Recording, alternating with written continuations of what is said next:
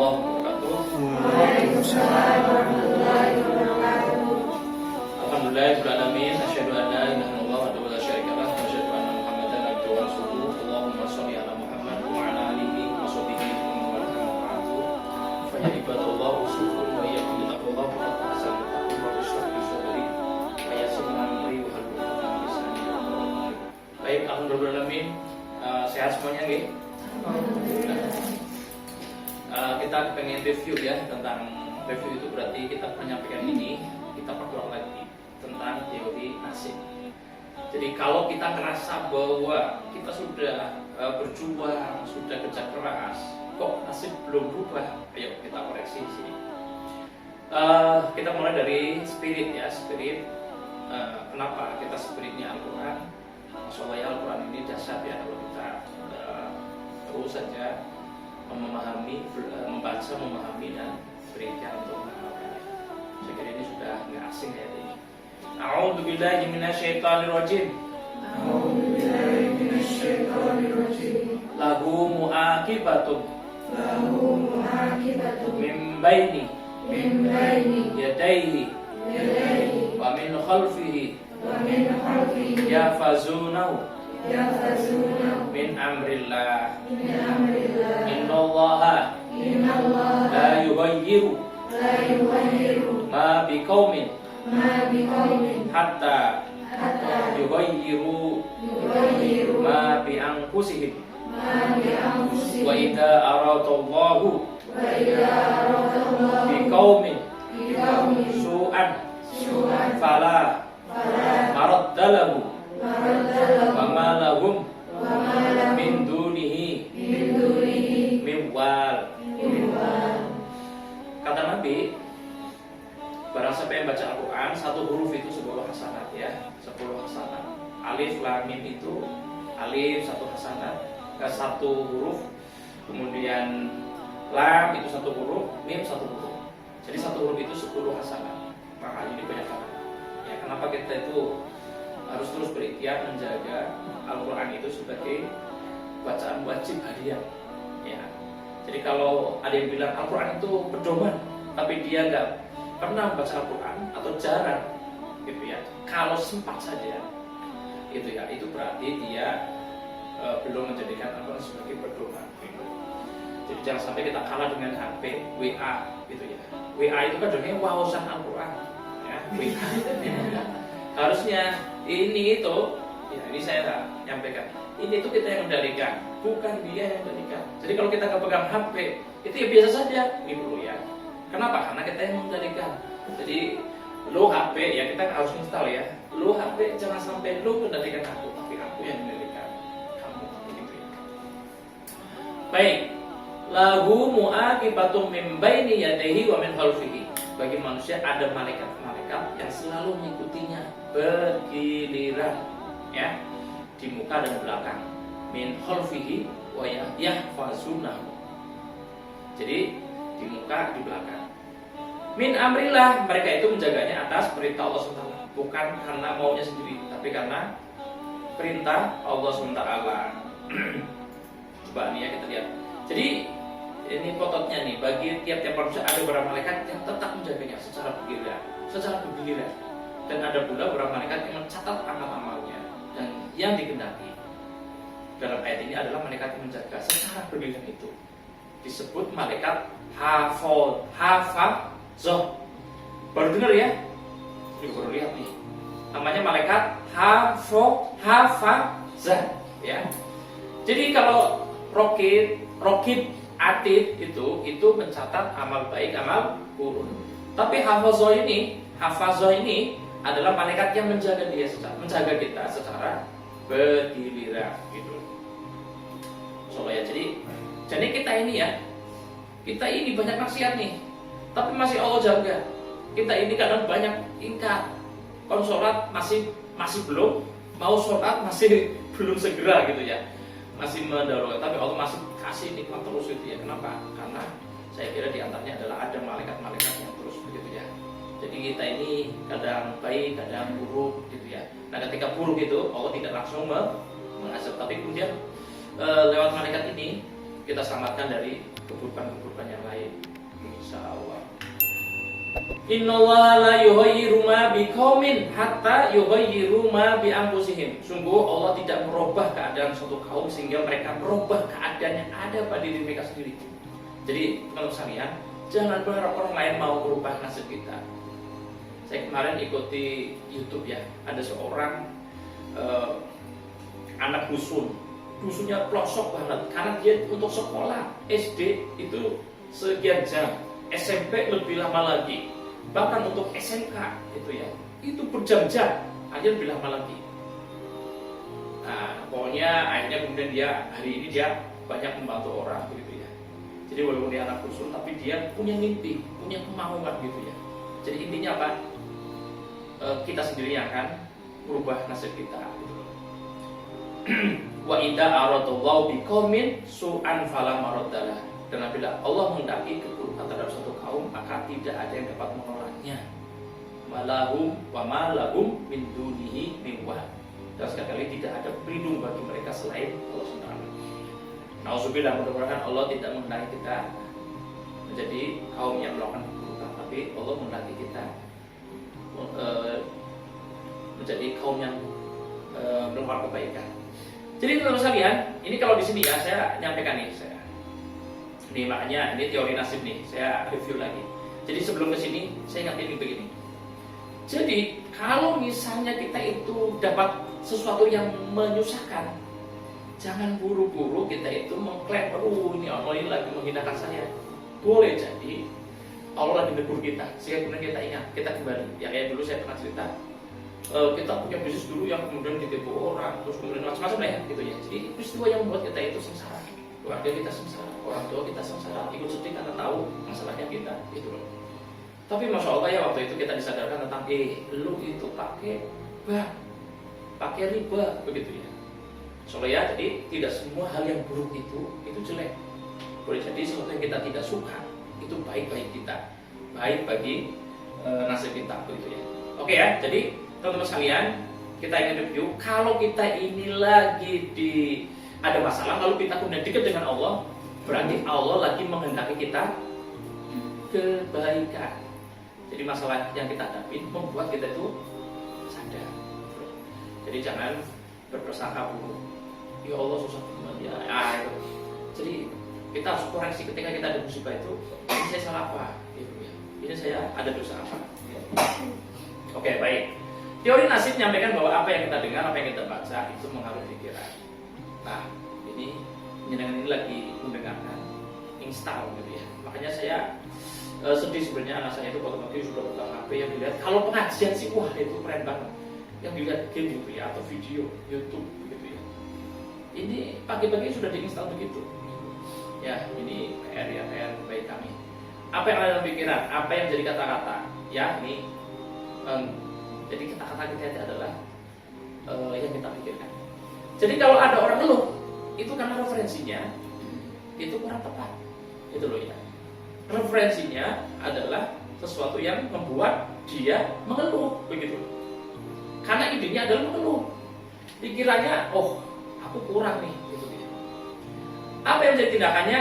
Mengarah kepada peluang tadi. Bagaimana sekarang aku gitu ya. Jadi terus saja. Nah ini menjadi habit, kebiasaan. Ini kemudian mempengaruhi karakter. Ini yang kemudian mempengaruhi nasib. Ya. Nah, kita kepengen mulai mencoba berubahnya itu dari yang kemarin saya sampaikan, coba. Karena teman-teman sekalian, ini ada waktu buruk. Jadi ada tidur yang buat kita itu secara badan itu nggak sehat. Gitu loh. Ini ya, ada 4 ini nih. Di atas tidur jam 10, tidur setelah subuh, tidur di atas waktu asar, tidur di atas waktu maghrib. Nah ini dalilnya. Kenapa jam 10 malam waktunya tubuh recovery ini begini nih? Kalau jam segitu kita masih seger, tubuh nggak mulai untuk recovery-nya. Jadi makanya jangan sampai waktunya untuk merecovery supaya kita sehat itu kita lagi nggak sehat, betul ya. Harusnya tubuh itu, ya, itu dia mulai memperbaiki, ya, diri, lalu kemudian tidak kita manfaatkan. Makanya kemudian ada efek buruk. Kalau secara recovery-nya di skip atau dipotong, pas bangun kita, kalau acara recovery-nya ke skip, maka bangun kita nggak seger, masih lemes gitu ya. Nah kalau sudah kayak gini nih, kita ada potensi yang hilang, begitu ya, nggak seger, lemes. Nah apalagi tambah lagi, yang kepikiran adalah masalahnya, begitu ya. Maka sebaiknya jam 10 ini clear, tidur gitu ya. Dan bagus lagi kalau sebelum tidur itu kita bersihkan dulu, sholat witir dulu. Jadi kalau kita sebelum tidur itu, Pak sholat witir boleh nggak sebelum tidur? Boleh, belum terawih saja, sholat witir sebelum tidur begitu. Lalu setelah nanti bangun kita mau sholat lagi Pak, boleh nggak? Boleh, namanya tahajud. Kalau sebelum tidur namanya qiyamul lail. Terawih itu qiyamul Ramadan atau qiyamul lail sama, gitu ya. Jadi sebelum tidur kita sholat witir, lalu kemudian kita bersihkan istighfar, atau kita kemudian ya tambahin lagi memaafkan. Jadi gini ya, saya yang nyampaikan ini. Kalau ada orang salah, yang kita benci orangnya atau perbuatannya? Perbuatannya. Allah itu marah ke kita selaku makhluknya, atau kesalahannya, atau perbuatannya. Jadi ketika kita itu memperbaiki perbuatannya, kemarin misalnya menunda sholat, lalu kita perbaiki sholatnya tertib. Kira-kira setelah itu Allah masih benci ke kita? Enggak. Allah sudah suka nih. Kenapa? Karena kita sudah memperbaiki sholat. Gitu loh. Jadi ini juga kita sama nih. Kita membenci orang itu yang proporsional. Yang kita benci itu adalah perbuatan buruknya. Yang bikin kita marah adalah perbuatan buruknya. Jangan kita benci orangnya. Karena boleh jadi kalau kita benci orangnya, sampai kapanpun kita akan benci. Dan kita akan klaim, oh dia sudah orang yang berdosa. Gitu. Nah itu kan nggak adil. Boleh jadi hari ini dia berdosa, karena dia lupa, karena dia lalai, kita juga begitu. Tapi kemudian suatu saat dia jadi baik. Nah kalau dia sudah baik, nah makanya nih ya, mungkin yang punya pasangan nih, atau yang belum lama menikah nih, jadi jangan benci sama orangnya, benci perilakunya, gitu ya. Kalau perilakunya buruk, gitu ya. Nah, tugas kita adalah mendoakan supaya dia baik. Syukur kita mengingatkan. Itu doa itu kan paling rendah. Lalu kemudian kalau kita negur pakai omongan, lalu kemudian dengan powernya kita, itu yang kita lakukan. Jadi teman-teman sekalian kembali ke sini. Jadi kalau kita ini tidur itu sudah enak, sudah bersih, maka tidur pun dalam kondisi bangun dalam kondisi yang terbaik. Nah, kenapa habis subuh itu nggak boleh tidur? Nih di sini faedahnya. Bertentangan dengan sunnah Nabi, tidak mendapatkan keberkahan pagi, merasa males, lemah dan mudah sakit. Jadi kalau kita bicara kesehatan itu, tidur habis subuh itu ternyata juga nggak sehat, gitu ya. Oke, baik. Jadi ini kalau tanya sumbernya dari mana? Ini sumbernya nih, bahaya tidur setelah subuh. Jadi ini bukan situs Muslim ya, tapi itu pun dia sudah ngomong. Itu bertentangan dengan sunnah Rasul. Nabi itu mendoakan mereka yang aktivitas pagi.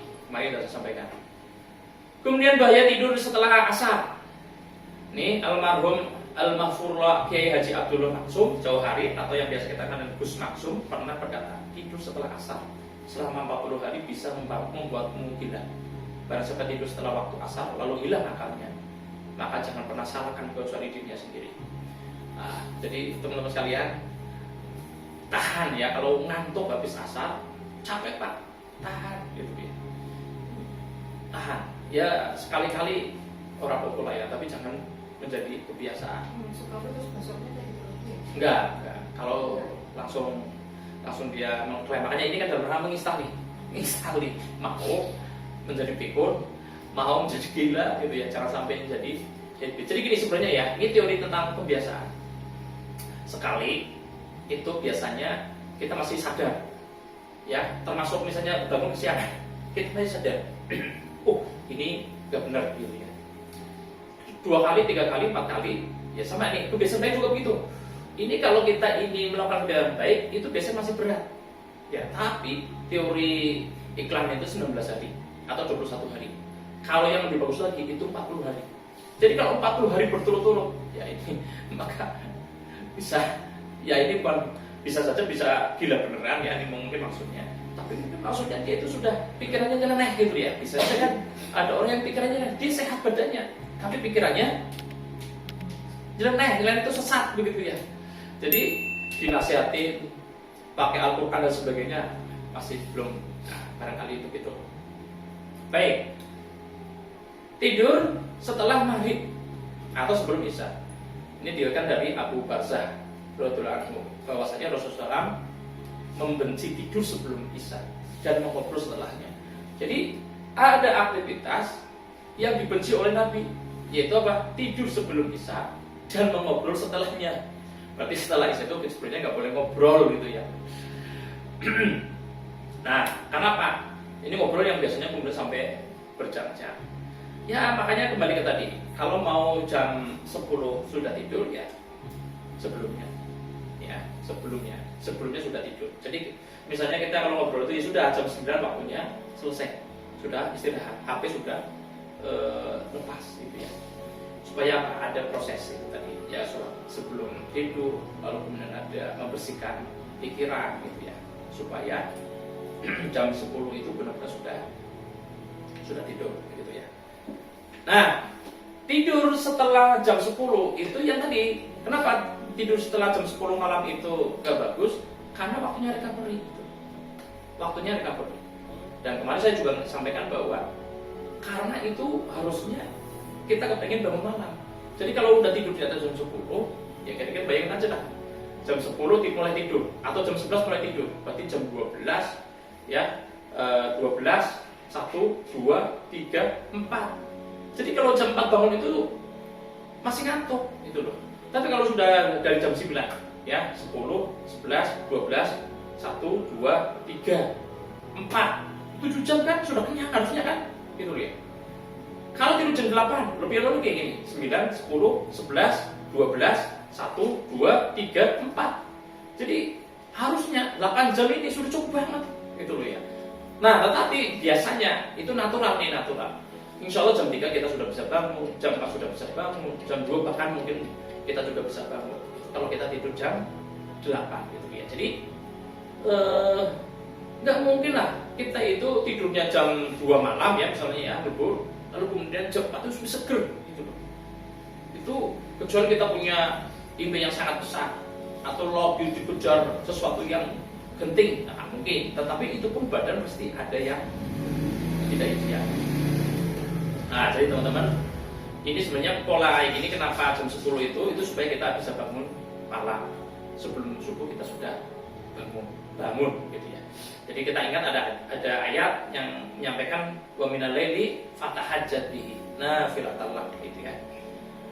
Jadi kalau kita kepengen maqamah mahmudah, kepengen mendapatkan tempat yang baik, maka jadikanlah sholat malam itu sebagai sholat tambahan.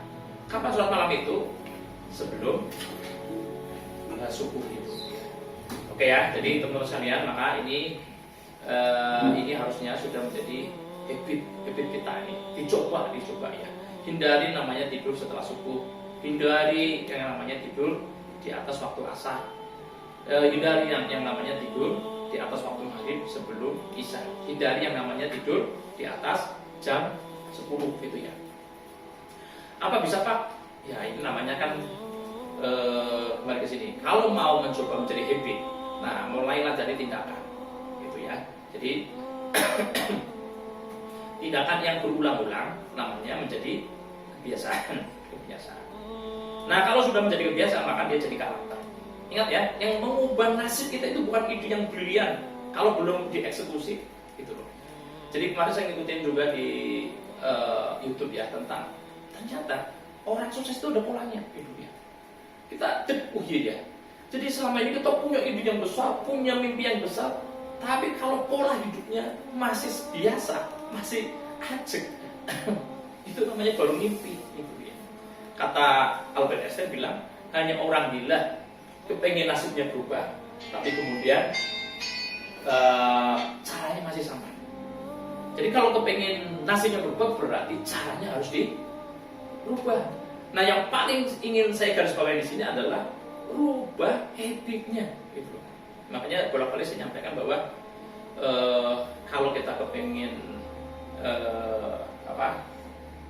nasib berubah, kok habit kita masih biasa, yaitu lagi-lagi kembali tadi ini hanya mimpi.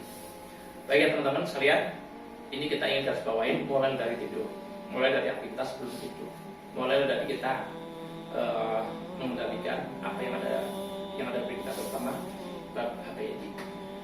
Oke, saya kira begitu teman sekalian. Sudah kita akhiri saja dengan doa yang masih subhanallah wa bihamdihi. Asyhadu an la ilaha illa anta astaghfiruka wa atubu ilaik. Wassalamualaikum.